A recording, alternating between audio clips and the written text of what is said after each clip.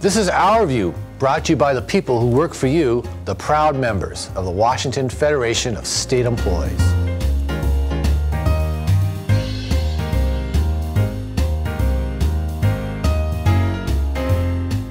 Good morning, Washington Federation of State Employees. This is Christy. How may I help you? The Federation recently opened its new Member Connection Center.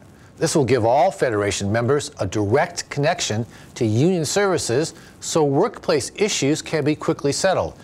And that will allow better delivery of our product, service to the public.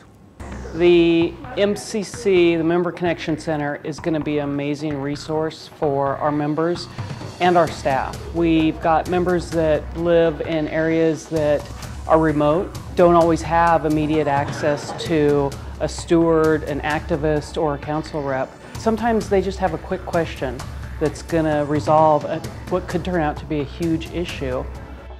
But as a steward, I think it'll be a good resource for me. Being a new shop steward will be challenging, no doubt, so I think having somebody to back me up will be a big help.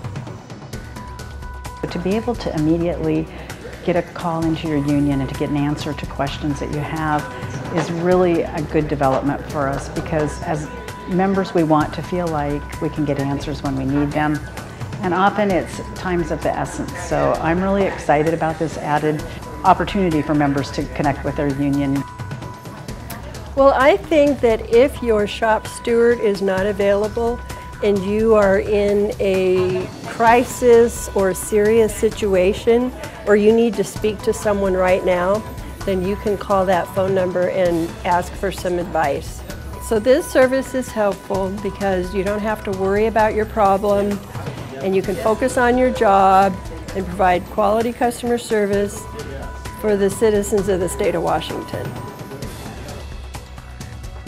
I really see this as just an additional resource for our members, and I see it growing. So if there's an urgent issue and a member can't get a hold of a steward in their office, they need to call the MCC right away.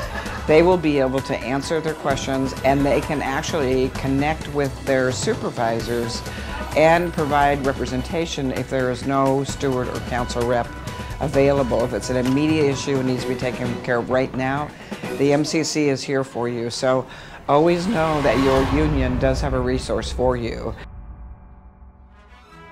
An important moment in the Federation's recent convention is naming the Medal of Valor Award winners.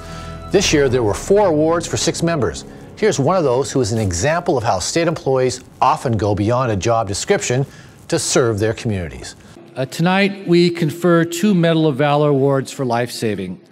The first of tonight's Medal of Valor Awards for life-saving goes to 2 Local 931 members who serve on the Eastern Washington University Police Department.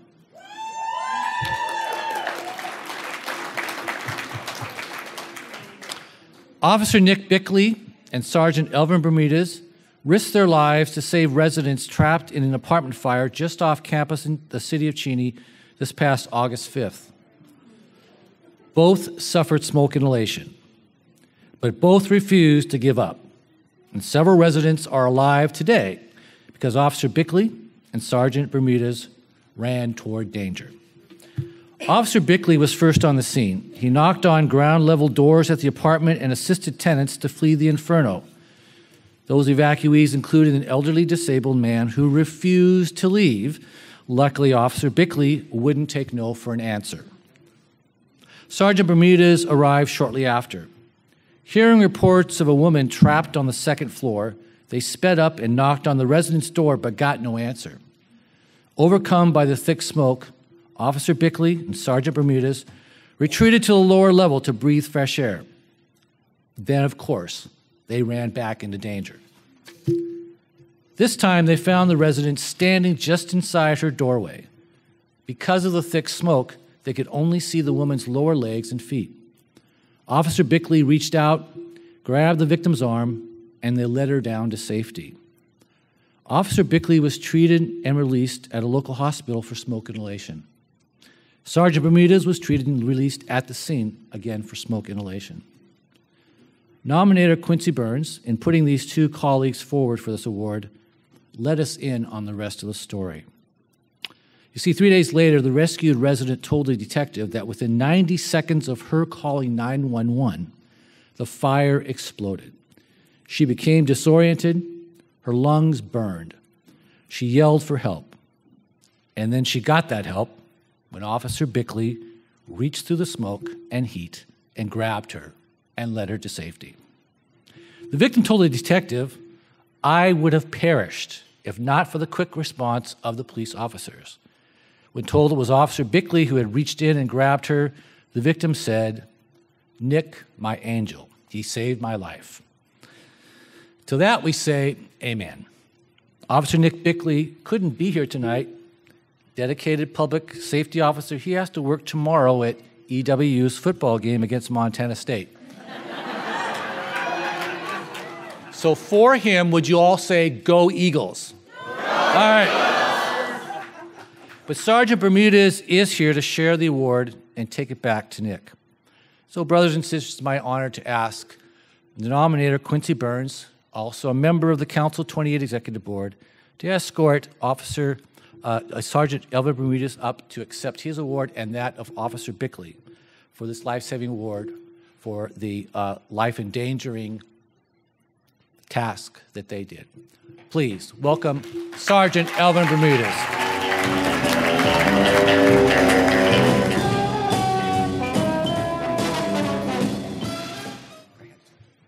Man,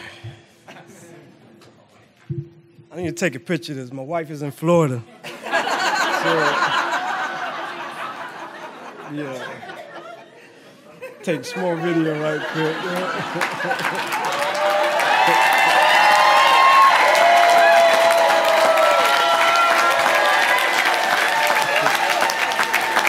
You know, thank you. You know, whether you're landing a plane at the Hudson River or you're serving 34 years out in the streets, or you're out there bargaining for our benefits and wages, what we have in common is that we love people. And as long as we continue to love people, we'll keep doing the things right. Thank you.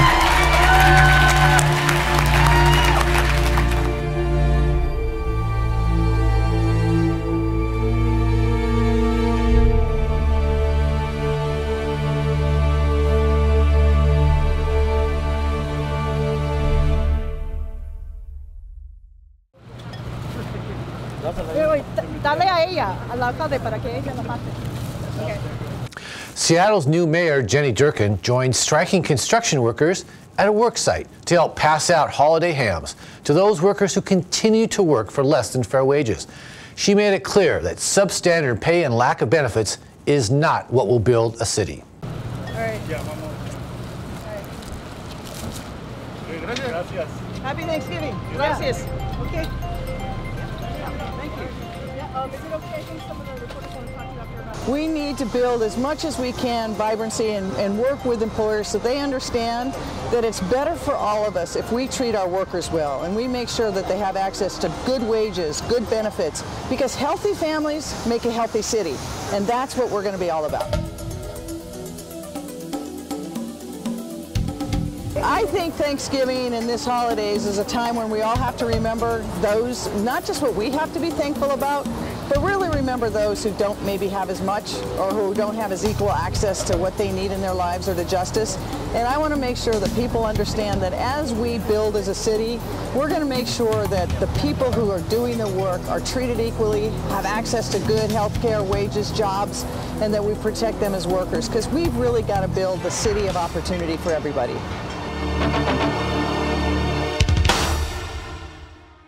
In Lane County, Oregon, AFSCME members this fall went on strike. County management refused to bargain in good faith, so workers reported to picket lines instead of their usual workplace. Well, we actually have two units on strike. We have the general unit, which is your standard county employees that kind of range from office assistants to behavioral health workers. And we also have a healthcare unit that's on strike that's made up of nurses, dental hygienists, medical assistants. And so, yeah, we're out on the picket line standing firm for a fair contract. So, I mean, the big issues for us are gender equity and fair pay, as well as providing good health care for employees. Right now, the average county worker, by management's own numbers, are 15% below market on average, with some as much as 30%. Despite Lane County being a fairly progressive community, we have a very right-wing county commissioner. We have two county commissioners in particular who really are driving this from an ideological perspective, as well as a county administrator who used to be an associate of Scott Walker in Wisconsin. And those three have really attempted to put a squeeze on the workers here, and the workers have felt disrespect for 20 years, and they're saying now is the time that we're not going to stand for it anymore. We're requesting an increase in our wages to be competitive with the market. We have other nurse practitioners in the same role in this town that make $20 an hour more than we do. For our RNs, they can walk across the street and make $3 to $4 an hour more. We're losing staff. The county is having difficulty recruiting and retaining staff.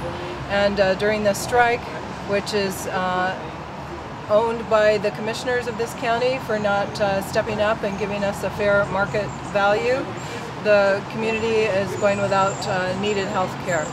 Our community support has been excellent. The first day of the strike, we had random citizens just coming in with $500 checks. We've had the firefighters donate $2,500. We've had other AFSCME locals pouring in money, and we feel really supported by the community. We want to point out that within 24 hours after this video was seen by thousands on social media, the county came back to the bargaining table and the strike was settled. Well, this has been Our View, brought to you by the people who work for you, the proud members of the Washington Federation of State Employees. We remind you, when you accept a paycheck for your hard work, you don't give up your rights. Thank you for watching, and we'll see you next year in 2018. If you are injured at work, don't let anyone talk you out of reporting your injury to the Department of Labor and Industries. You may be told, we'll take care of it, but you may be unprotected if the injury has future consequences. You would not be covered.